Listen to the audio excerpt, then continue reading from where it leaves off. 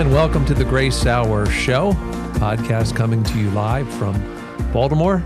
We're talking about Daniel this week. We had a beginning yesterday in Daniel 1. Pastor Renaldo Brown and myself, Pastor Steve Andrulonis. We are talking about Daniel 2 today.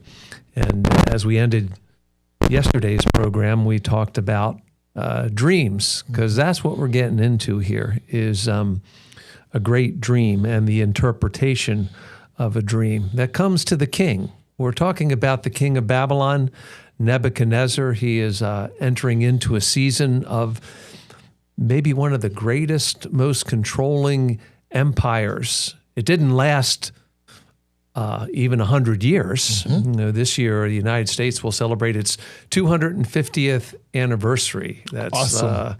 1776 to 2026. So that's interesting. What do they call it? Sesquicentennial?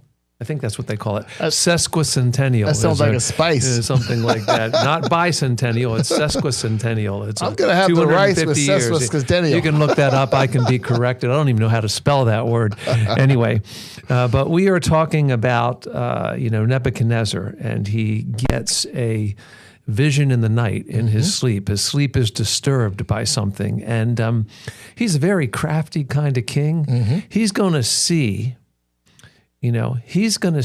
just how supernaturally connected his sorcerers, magicians, Chaldeans are. And he's going to learn that that group of people doesn't really have a view from heaven, but another one does. Excellent. Another group of guys do have understanding of the God who made Nebuchadnezzar and even sat him on the throne that he is on. And so, Pastor Renaldo, could you introduce Daniel 2 and how we're going to approach this? Sure. Because I don't know where you're going. No, I'm teasing. No, we have an idea, but let's go. I like the way that chapter 1 sets up chapter 2. You can see God drop breadcrumbs all in chapter 1 to kind of prep your mind for chapter 2. And the verse I would look at in chapter 1 that really kicks my mind ready for chapter 2 is verse 17. Just the entire mindset of the conviction and the walk with God that Daniel and the three Hebrew boys have, that's the foundation. But in verse 17, it's written in Daniel, it says, and as for the four children, God gave them knowledge and skill in all learning and wisdom. Now, the second part of the verse is crucial. And Daniel had understanding in all visions and dreams. In other words, what God gave Daniel, he didn't give the four children.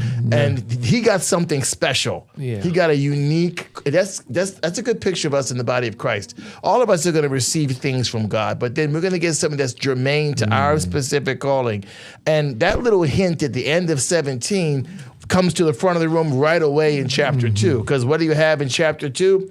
Nebuchadnezzar's dreaming dreams. And the way I look at this and study this, it seems as if 2 happens relatively quickly after chapter 1. Yeah, probably. Likely. Bang, bang. It seems like it. Normally in the scriptures, when chapters are butted against each other, there's a passage of time. But it seems like this is like right away, bang, bang, bang, which gives a lot of credence to verse 17. Like, okay, why did God give him this specific? He goes out of his way to say dreams and visions, because that's what's coming. I mean, when you read the rest of Daniel, there's a whole lot of dreams and a whole lot of visions that are coming, and God initiates all of them. It's not like people dreaming on their own or having visions. It's God giving these visions, and at every time, it's for a divine purpose, and we'll get into that in chapter 2.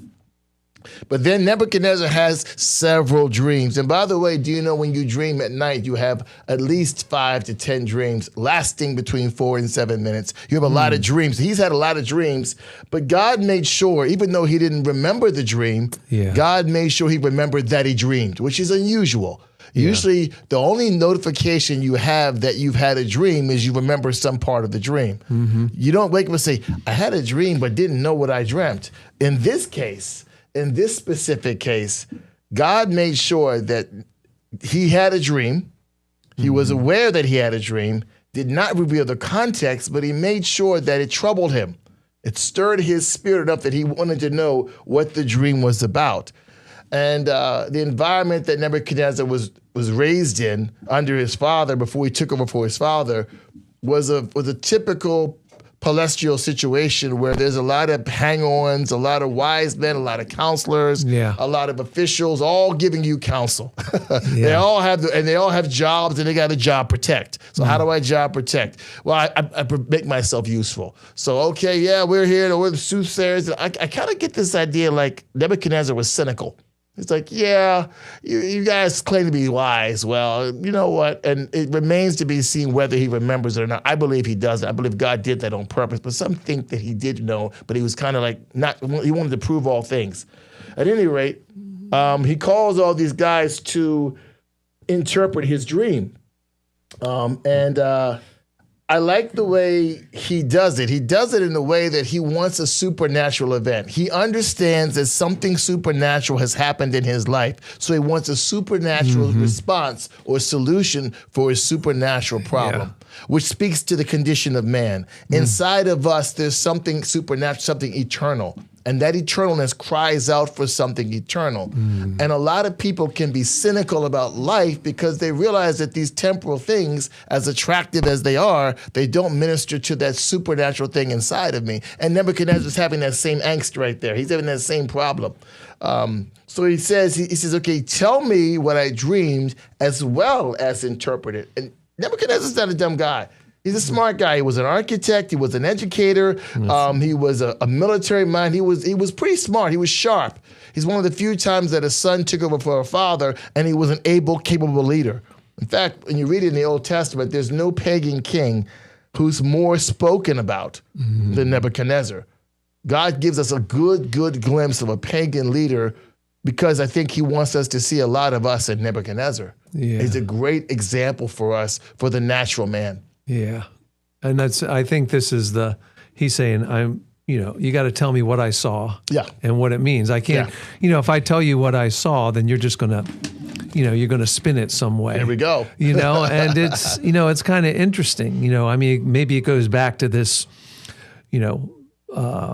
this transition in the first chapter where Daniel and the three Hebrew boys don't take the food and drink. And then, you got these guys who are, like you said, hangers on, and they're figuring out, well, if he could just tell us, we could make something up. Exactly. We could have a huddle. We could say, let's tell him what we think it means, because like what he saw could be, mean more meat for us, more wine for us, that kind of thing. And you're right. Yeah. It is like those kind of. You look at the entourages of like anyone who has some sort of celebrity, mostly celebrity. It just seems like politicians have their hangers on too, but now it seems like celebrities are the ones who have everybody like wants to follow the person who's so popular. Just get into the group and get invited into the room where it happens. As what was that? Aaron Burr and Alexander Hamilton said that, I want to be in the room where it happens. Even goes back to all of these political machinations. You got people who want to be there. And when we, what's it, is it, where is it? It's in one of I think it's in 2 Kings. I think it is in 2 Kings it happens, or maybe 1 Kings. It is like, there's a bunch of guys who are telling the king everything he wants to hear. And then, it is, I think it's Jehoshaphat that says, there's got to be a man of God who can because all these guys are telling you exactly what you want to hear. One guy's making iron horns. You're going to gore these guys with this and everything like that. And Jehoshaphat saying, there's just too much agreement here. And that's probably what Nebuchadnezzar, it says he's in his, he's been reigning for a couple of years now. And he's probably like, you're right. He's built like hanging palaces. He has an understanding of intelligence, and he's got sort of a intuition a little bit that, these guys always tell me what I want to hear.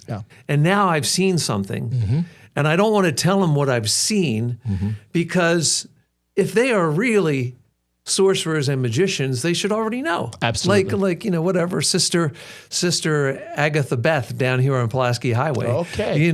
Come on in and I'll tell you, right? I'll give you a reading, She should already know. Yeah. The famous story, right? The famous story down here on Pulaski Highway. It was in a Homicide: Life on the Street. They did it. There used to be next to the Dunkin' Donuts down there used to be a house there, and it was standing idle. And people asked me, why was it standing idle? Well, there was a fortune teller who was killed there. She didn't see it coming. And that was like the whole story in the Life on the Street. They played on that kind of thing. There was a guy, the famous comedian, Richard Balzer or something. He played one of the detectives, and he said, yeah, she was not such a good fortune teller. She didn't see. But that house, after that happened, because of the cosmic nature of what happened there, that house stayed empty until it was finally torn down about, I guess, 10 years ago. But it was there. I used to tell, when we go on outreach, I'd have to tell the story every now and then see that house, guys, over there? This is a fortune teller died there. But,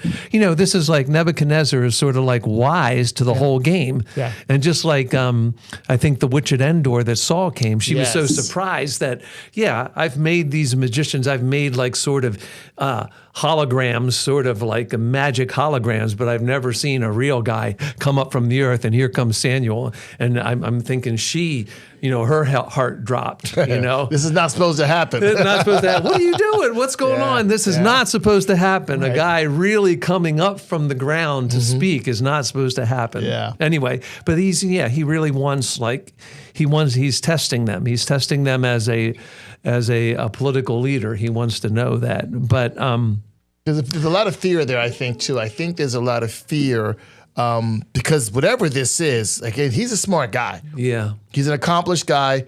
He's used to success as well. So God allowed him to be so troubled. Yeah. And there's nothing more scary than being scared of what you don't know. That's right. The unknown. So this dream has got him. Mm-hmm. So I think, like I said, it's this unknown that's inside of him that he knows is supernatural. He needs to make sure he gets a supernatural solution. And in other words, I kind of feel like that with other things, he doesn't feel intimidated by the mysteries of other things in life. So he'll use these guys because these things are not so supernatural. So I can use these guys who are not so supernatural, who pretend to be supernatural. But this thing right here is beyond him. Mm-hmm. You get a sense like it's troubled him, it's scared him, it's beyond him. And when you get something beyond you, you need a solution that's beyond you. And he read the room. None of these guys are beyond me. So until you give me a solution that's commensurate with the trouble and the supernatural nature of what's happened, you guys are in trouble. Yeah. But if I'm going to be this troubled, you should be troubled too. In fact, you're going to be killed. And he says, okay, don't just tell me sorcerers, magicians, and Chaldeans. Don't just tell me my dream, interpret it and tell me. And notice they asked for time.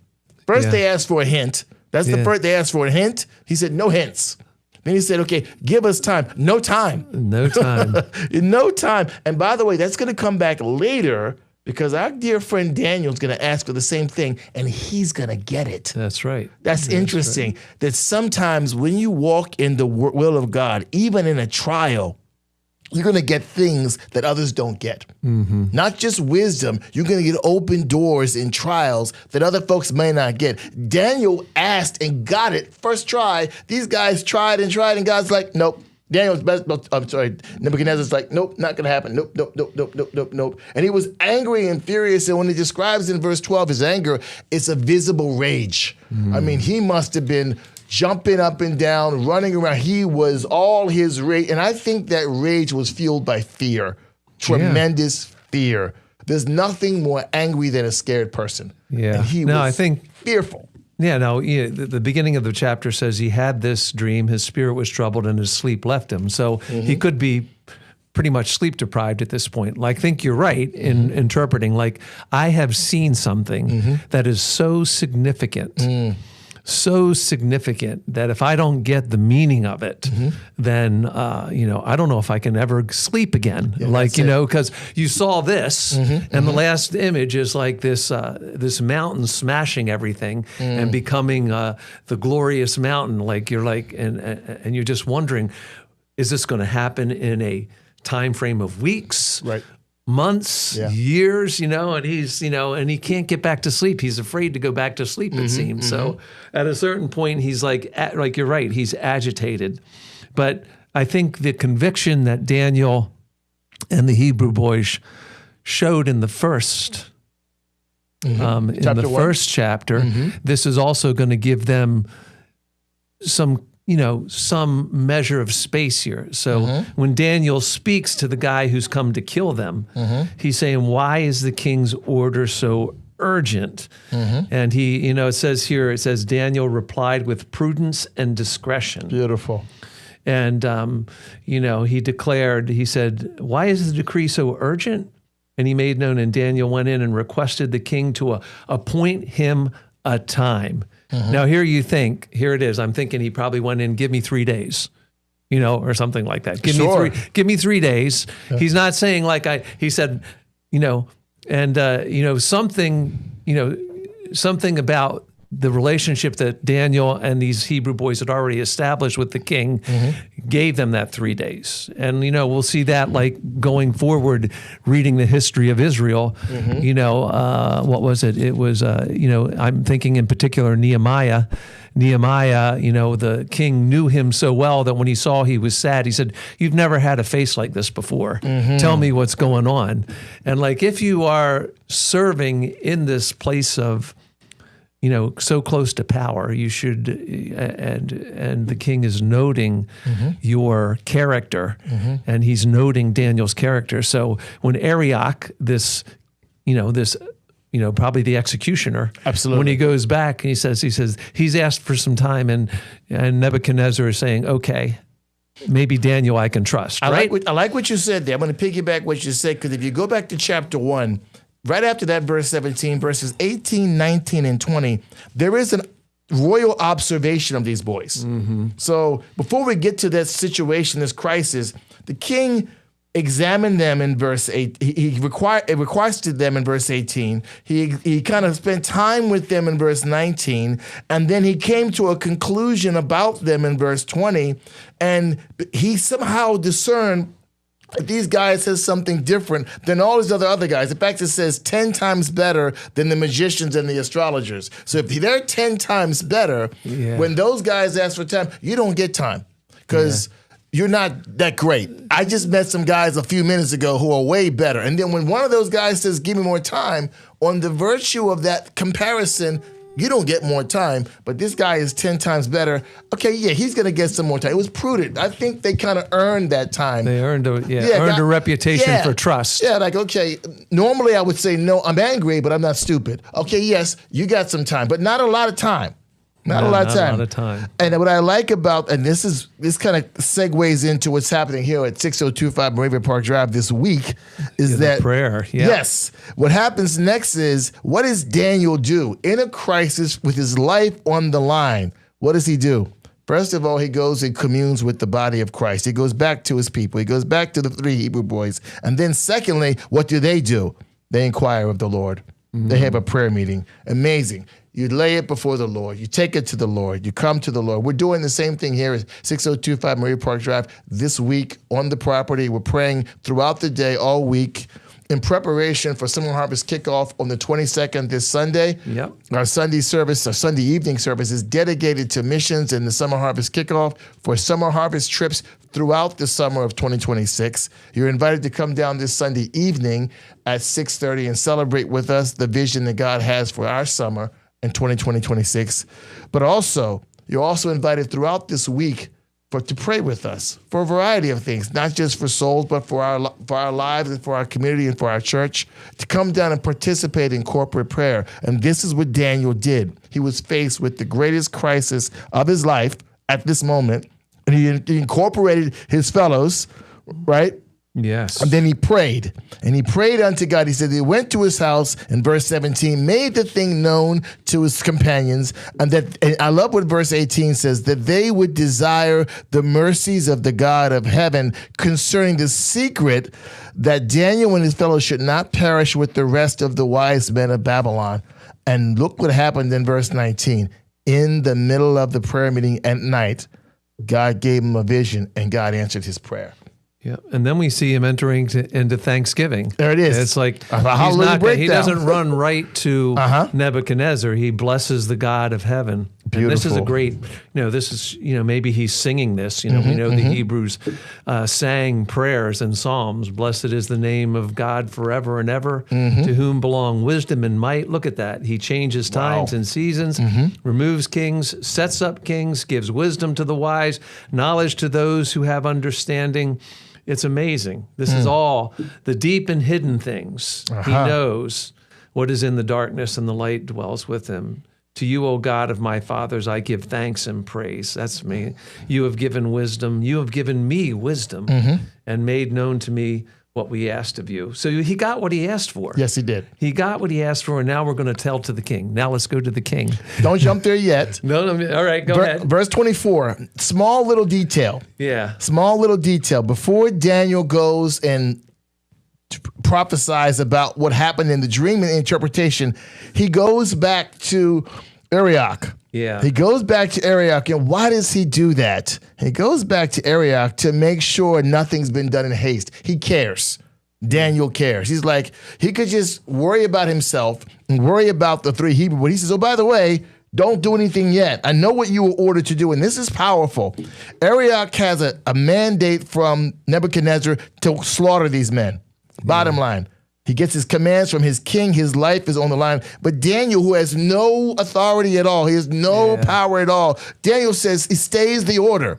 Do I listen to Nebuchadnezzar or listen to Daniel? Arioch listened to Daniel. That's right. This is like Acts 27 when Paul starts giving commands to the head of the ship and starts giving instructions, and he's not even the captain of the boat.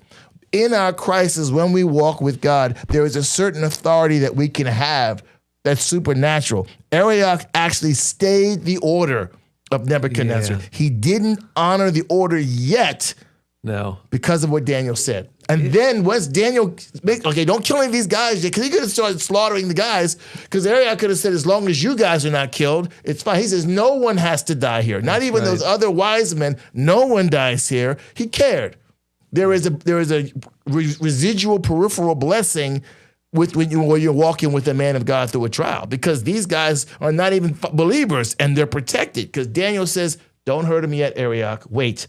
Then he goes and tells the dream. So good. It's a it's mercy here. He has mercy because these guys are going to hear this and they're going to have to realize that there's someone different in them. It's when whoever talks about Daniel 3 is going to see that doesn't really last long, because in Daniel 3 there's a lot of jealousy about these guys aren't bowing before the statue.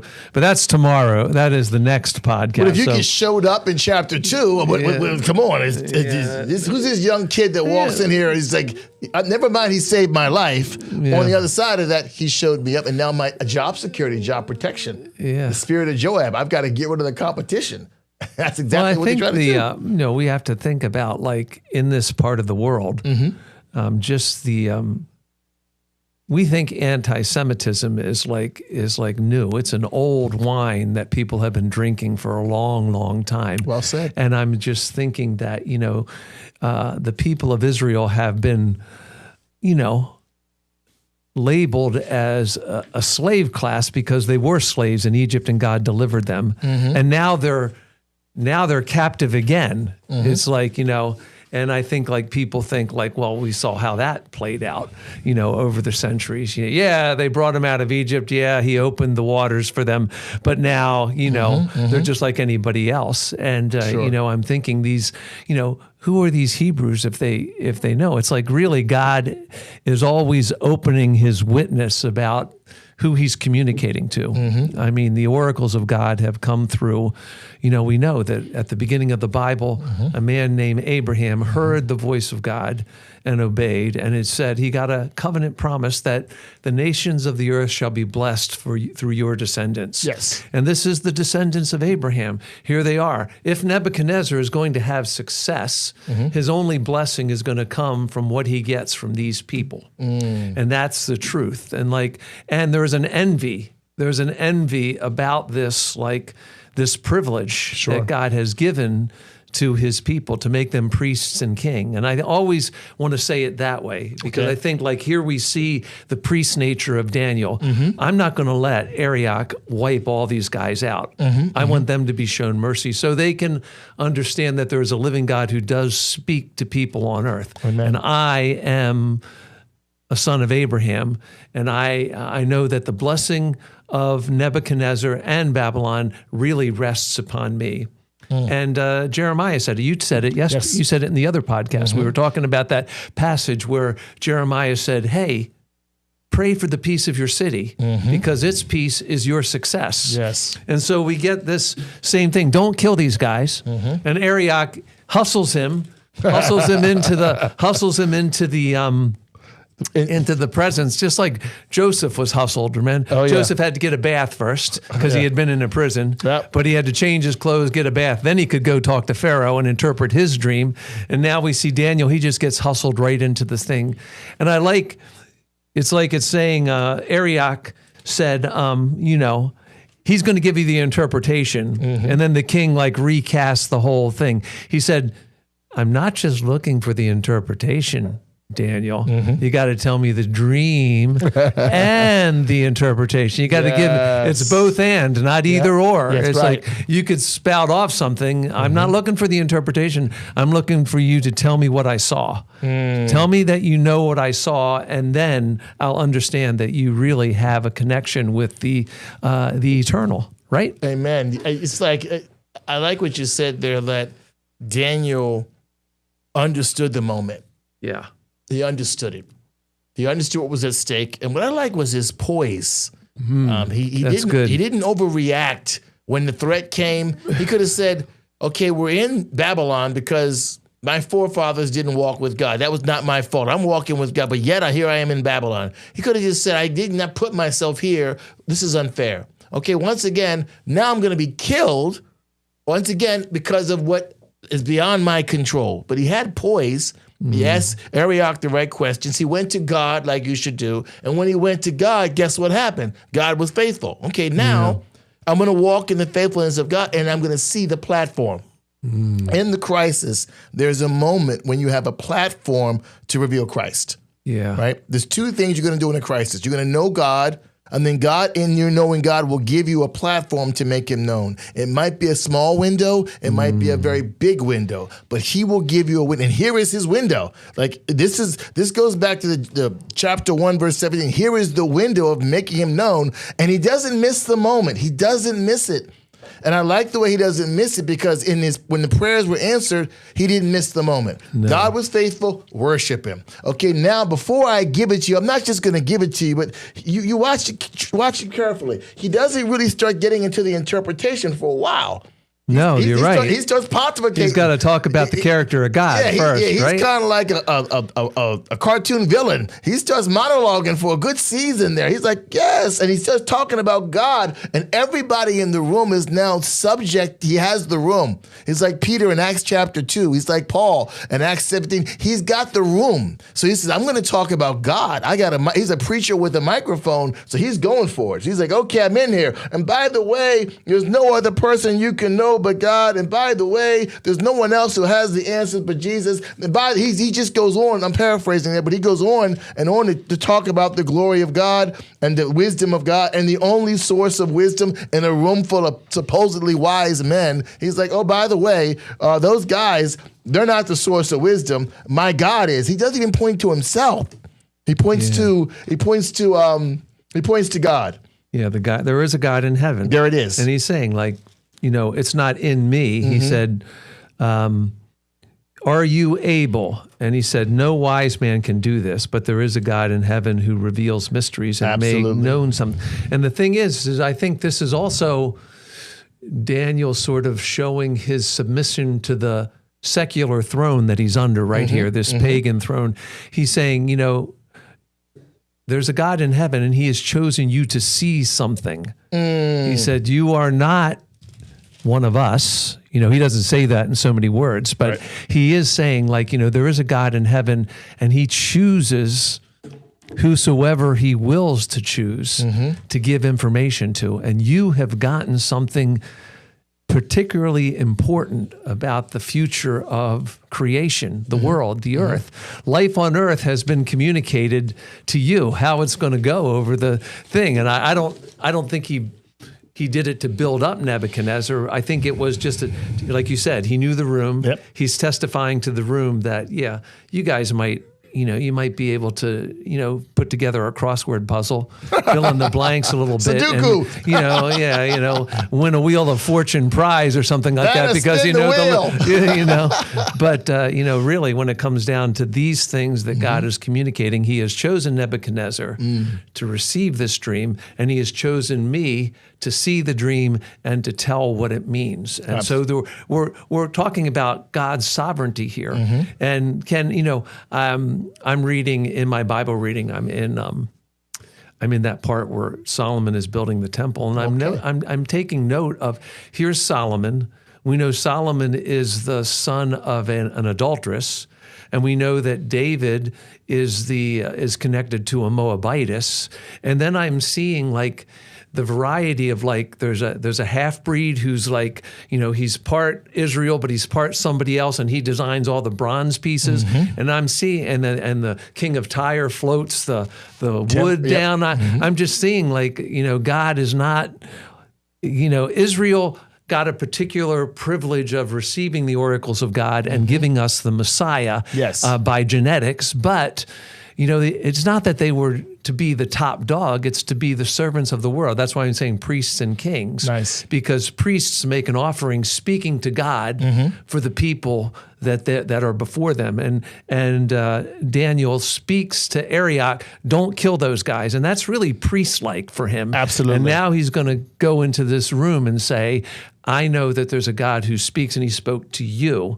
And this is really international mission and vision has always been a part of the program of God. Love it. I chose Abraham to bless the whole world, to bless the whole world, not to just bless this one tiny piece of the world. And, that's the way, it's a testing process. People are envious because God chose this people, and these people can be arrogant because God chose this people. So the people of God can be arrogant because God gave them these things, and the people who are not of Abraham can say, well, we're envious because we didn't get what God gave. But people miss the whole point, that this is what God is trying to communicate. And so God is communicating through Daniel to a heathen king the process of history that's coming forth, right? Yeah, you're right about that, in the sense that God is using Daniel to show Nebuchadnezzar, this is bigger than just you and your kingdom. Yeah. This is me trying to, number one, speak to my people to bring them back by using the remnant in Daniel and show them in their hearts that they're far from me. It's your natural wisdom that put you here in captivity to begin with. Yeah. Come back to me. Number two, the world, stop looking for wisdom outside of me. Come to me, right? Everything is, all roads lead to me, right? Yeah. And human history is cataclysmically involved in God's will and God's plan. And I'm going to weave this together, which is why Daniel was a tremendous historical book. Yeah.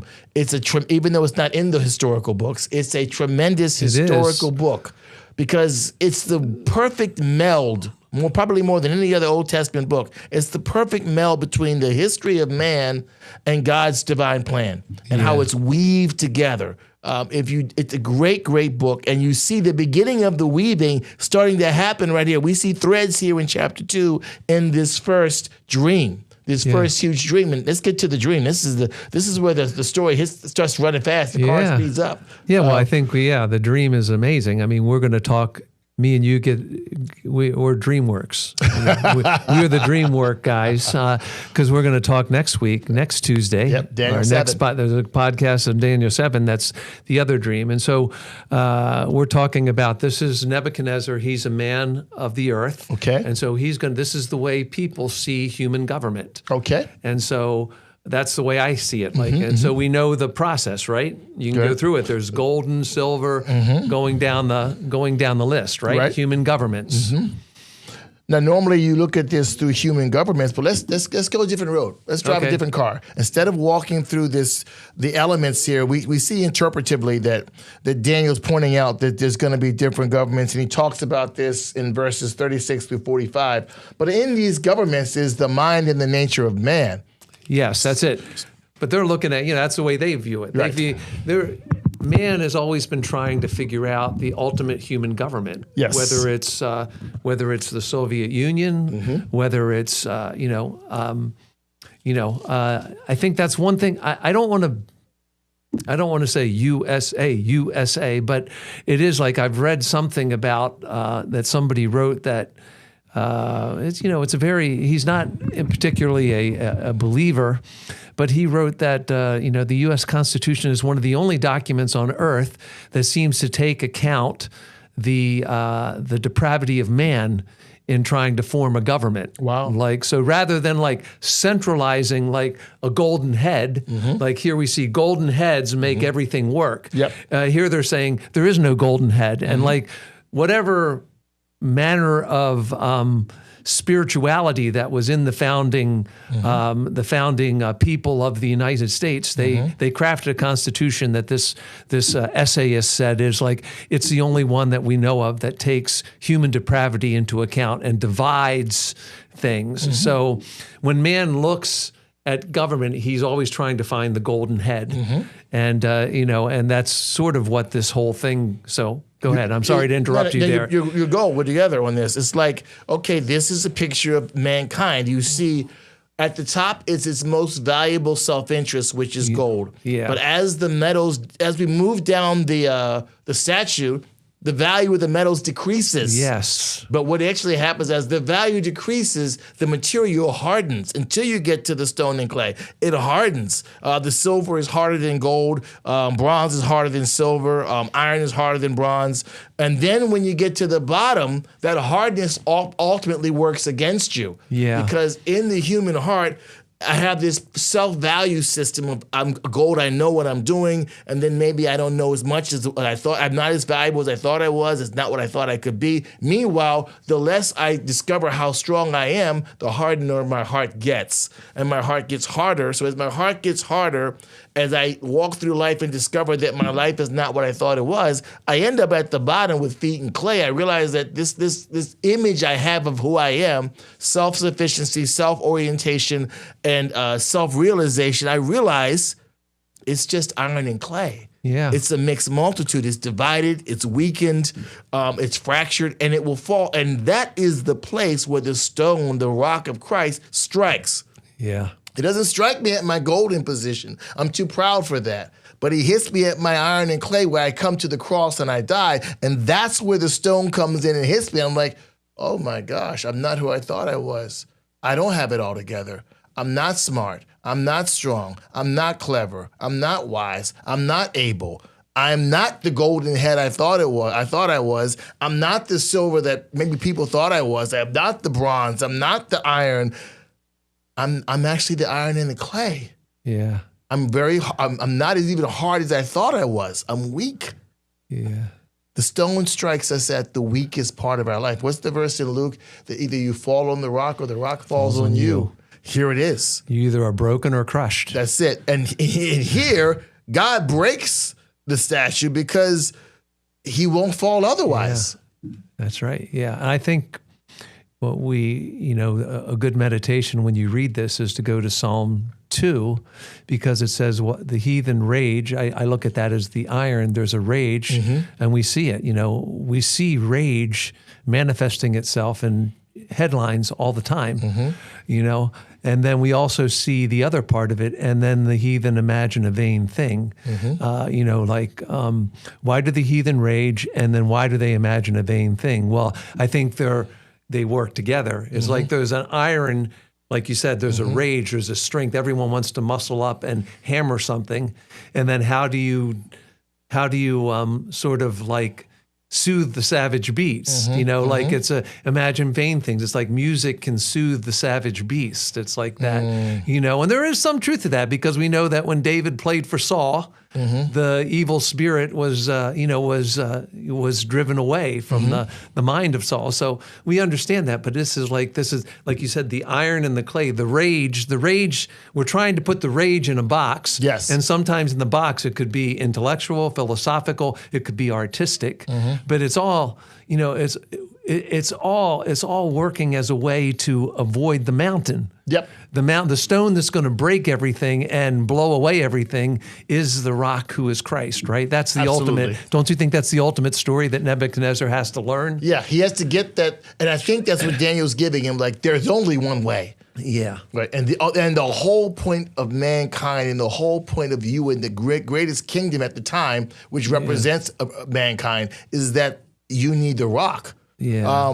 The gold could speak of the pride of man. The silver could speak of the natural wisdom of man. Exactly. The bronze could speak of the natural plans of man. The iron can speak of the rage because my plans don't work. And then the iron and clay could be the broken life because the plan didn't work and I've got angry about it and I'm frustrated about it. So then the stone comes in. The stone that maybe I rejected when I was in the gold, I rejected that stone. Yeah. That very same stone comes in at the foot of the cross and breaks me. Yeah. It breaks me down. It hits me in the place where I'm most receptive. Yep. Right? Where I can receive the most. And upon that reception in the rock, I can be a great mountain in Christ. That's right. And again, to go to Psalm 2, how does it end? Kiss the Son. That's it. That's right. Kiss the Son. And it's like and we know that, you know, when we read through the Bible, we understand this thing about kissing, it is like of submission. Kiss the Son. Do you realize who your rock is and who is eternal? And I love the confidence of Daniel really shows itself in the way he concludes. The dream is certain and the interpretation is sure. It's like I didn't cut up a chicken to see the gizzard and try and get this, you know, all kinds of thing. Look at the, you know, I didn't shake two sticks at anything like that. No. This came directly from God. Just like Paul said. He said, when he's talking to the Galatians, he's saying, I did not preach to you cleverly devised fables. I got something from God. This is a revelation. The revelation of the finished work and the fact that you live by Christ. I live by Christ. It is no longer I who live, but Christ who lives in me. That's the thing. Where did I get that from? I didn't get that from, my own interpretation. I got that directly from the Son. But I just think Nebuchadnezzar, here's the big thing. Nebuchadnezzar fell on his face. That's it. He fell on his face. It's like that. The dream is certain and its interpretation is sure, and Nebuchadnezzar fell on his face. Now you got the royal golden king is seeing himself in the right light for this moment anyway. And once again, just like in chapter 1, the story ends where Daniel goes from bad to great. He has one of those Joseph turnarounds, one of those Ruth turnarounds where everything is looking dark and blurry like a Hollywood movie. But then suddenly at the end, ta-da! Yeah. He's amazing. God's amazing. But only caveat, notice he worshiped Daniel. Yeah, that's not God. Yeah, somehow he swung but didn't quite get it. Yeah. But it's like a swing and it's like, okay. There's more to come in the story. Yeah, we're not done yet. You didn't get the lesson. Yeah. And by the way, God's patient. Yeah. You have the idea. At least you're humble. You're sincere, but you still miss the point. Yeah. Don't worship me. Like when Peter said it and Paul said it. Yeah. Both times in Acts when miracles happened, people tried to worship Peter, people tried to worship Paul. They both said, no, it's God. That wouldn't work today. Many preachers today worship me. But Daniel, Peter, and Paul said, it's God, right? And at some point, Daniel does get there. But it's interesting that even in the midst of this tremendous interpretation that we gave an application to, even in this tremendous interpretation, he still misses the point. Exactly. Here's why. He's brilliant, he's smart, he's intelligent, he's capable. He's just not very spiritual. Not yet. Not yet. But he's stay tuned. Stay tuned. Stay tuned. Stay tuned. Come, subscribe to the podcast. You'll get more through the rest of the week. Coming attractions. One last thing I want to say. You said those guys like Paul and Peter both, stop people from worshiping them. But then when we get to Revelation, we see twice that an angel, this is like the answer to Lucifer. That's right. An angel, John falls to, and the angel, it's a shout. It's like, don't do that. I am a servant of you and those who serve the spirit of prophecy. The spirit of prophecy is Christ Jesus. Amen. And that's the whole thing. Okay, friends, well, we've set you up for exercise going through Daniel this week and next week on our podcast, The Grace Hour Show. Thank you for being a part of it today. I want to thank Pastor Renaldo Brown. We have a good time doing this. Good to go. I'm Pastor Steve Andrulonis. Today, our engineer has been Jehu Vandiver. We're thankful for that, too. Thank you for him. And remember, you can subscribe on several platforms. You can find those out, Spotify and others, and be a part of the Grace Hour as much as possible. Thank you so much. And remember, we are praying all this week. Come by at 7 o'clock tonight if you'd like and have a prayer with our body here as we're preparing for a vision for next summer. Thank you, everybody. This is the Grace Hour Show. Have a great afternoon and a great week. God bless.